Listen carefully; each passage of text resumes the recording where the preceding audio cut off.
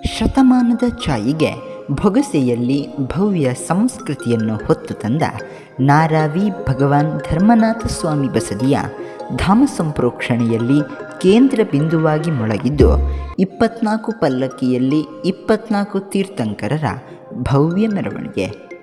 ದೃಶ್ಯ ರೂಪಕದಲ್ಲಿ ಒಂದಿಷ್ಟು ಭವ್ಯಾತ್ಮರಾಗೋಣ ಬನ್ನಿ.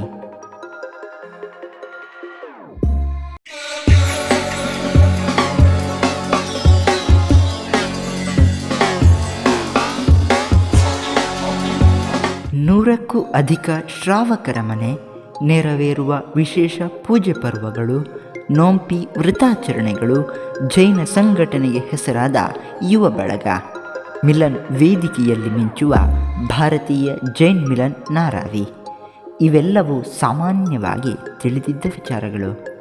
ಇವುಗಳೆಲ್ಲವುಗಳಿಗೆ ಸಡ್ಡು ಹೊಡೆದು ಧಾರ್ಮಿಕತೆಯ ಛಾಪನ್ನು ಮೂಡಿಸಿ ಹೊಸ ರೂಪ ನೀಡಿದ್ದು ಅದು ಈ ಭವ್ಯ ಪುರಮೆರವಣಿಗೆ.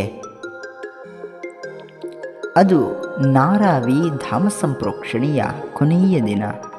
ಸೂರ್ಯನು ತನ್ನೆಲ್ಲ ಕಾರ್ಯಗಳನ್ನು ಮುಗಿಸಿ ಅಸ್ತಮನಾಗಲು ಸನ್ನದ್ಧನಾಗಿದ್ದ. ಆದರೆ ಬೆಳ್ತಂಗಡಿ ತಾಲೂಕಿನ ಅರಸಿಕಟ್ಟೆಯ ಬಳಿ ಧರ್ಮಬಂಧುಗಳಿಂದ ಅಗ್ರೋದಕಕ್ಕೆ ಸನ್ನದ್ಧವಾದ 24 ಪಲ್ಲಕ್ಕಿಯೊಂದಿಗೆ ಪೂರ್ಣ ಕುಂಭದ ಮೆರುಗನ್ನು ನೋಡಿ ಕ್ಷಣ ಕಾಲ ವೈಭವವನ್ನು ಸವಿದು ಆ ಸೂರ್ಯನು ಹರಸಿದ್ದಂತೂ ಸುಳ್ಳಲ್ಲ. ಅಷ್ಟಕ್ಕೂ 24 ಪಲ್ಲಕ್ಕಿಗಳೇಕೆ?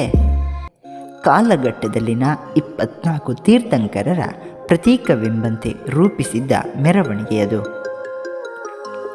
ಪಲ್ಲಕ್ಕಿಯಲ್ಲಿ ಘಮಿಸುವ ಹೂಗಳಿಂದ ಅಲಂಕೃತಗೊಂಡು ಕ್ಷಣಕಾಲಕ್ಕೆ ಜಿನ ಭಗವಂತರ ಪಾದಸ್ಪರ್ಶಕ್ಕಾಗಿ ಹಾತೊರೆಯುತ್ತಿತ್ತು. ಸುಲ್ಕೇರಿ, ಮರೋಡಿ, ಆಳದಂಗಡಿ, ಬಜಗೋಳಿ, ವೇಣೂರು ಸೇರಿದಂತೆ ಹತ್ತಿರದ ಹಲವು ಮಾಗಣಿಯ ಶ್ರಾವಕ ಬಂಧುಗಳು ವಿಶೇಷವಾಗಿ ಪಲ್ಲಕ್ಕಿಗಳ ನಿರ್ವಹಣೆಯ ಜವಾಬ್ದಾರಿಯನ್ನು ವಹಿಸಿಕೊಂಡು ಶ್ರೇಯಸ್ಸಿಗಾಗಿ ಇಲ್ಲಿ ಶ್ರಮಿಸಿದ್ದರು. ಇಡೀ ನಾರಾವಿಯಾದ್ಯಂತ ಜಿನ ಮಂದಿರದ ಕಂಪು ಖಂಡಿತ ಆ ದಿನ ಮತ್ತೊಮ್ಮೆ ಸೂಸಿದೆ.